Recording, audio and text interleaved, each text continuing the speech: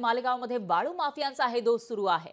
गिरणा नदी पात्रातून 40 ते 50 ट्रॅक्टरद्वारे अवैध वाळू उत्खनन केलं जात आहे। वाळू चोरीमुळे गिरणा नदीचं पात्र संकटात सापडलंय। महसूल आणि पोलीस प्रशासनाचं दुर्लक्ष होत असल्याचा आरोप स्थानिकांनी केलाय। तर अवैध वाळू उपसा बंद करण्याची लोहणेरच्या नागरिकांची मागणी आहे। ही दृश्य आपण बघू शकतो। गिरणा नदीचं हे पात्र आहे, मात्र या ठिकाणी कशा पद्धतीने अवैध वाळू उत्खनन सुरू आहे आणि त्यामुळे या पात्राची काय अवस्था झाली आहे ते आपण बघू शकतोय।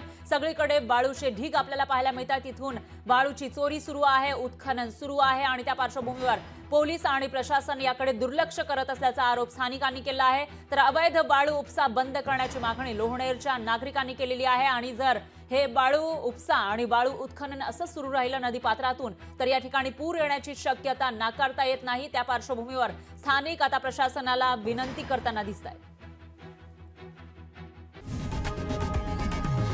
लोकशाही मराठी ऐका, पहा, जागरूक रहा।